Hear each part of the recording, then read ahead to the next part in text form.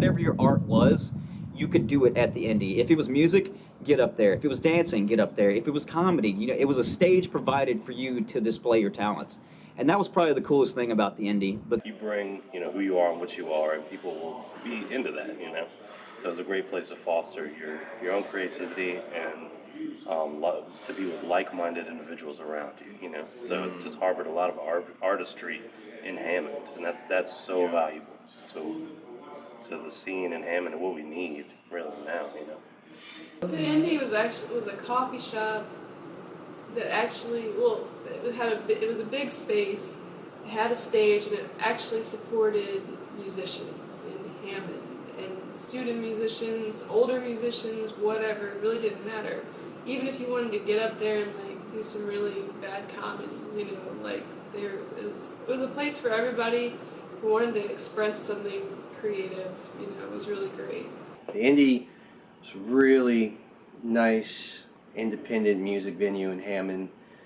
A lot of bands played at, a lot of local bands, and it was, the owner was a really cool guy, and let a lot of people try a lot of different things. He took in a lot of artists that didn't have a place to play at the time, and allowed us a venue to go and do our own original music and to be able to express our own artistic views or endeavors. And there were so many great bands that spun out of that.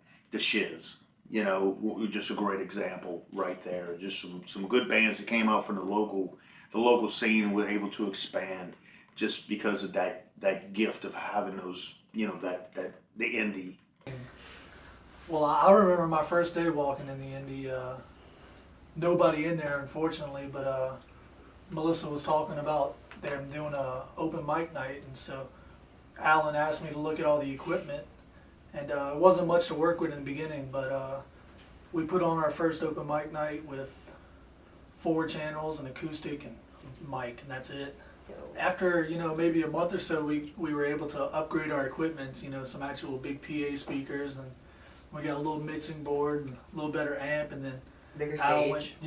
We added the stage, 2 or 3 times. We built the stage bigger. Threw in some more couches because we started getting more people. They were open to let these people that wanted to come in and experiment with their own type of music, gave them a place to go and play it, whether they were good or bad, and create whatever they were going to be or whatever they were feeling or whatever scene they were going to make. And, the Indy was like that. Indy, let anybody come in and play. I mean, you could be just starting off fresh off the brand new, just got a couple songs that you learn under your belt, or you could be somebody with 2 or 3 albums out, that you're just coming through town and you're going to play a gig. The scene is hurting right now. Augustine's closed. A lot of the opportunities that musicians had to perform original music are no longer there. So that's where the Indy will be a huge cultural hub, to develop and cultivate artistry within him. So I think that's just huge and priceless. Yeah, you're working on the front lines with some young musicians, right? So what do you have going on there as a teacher?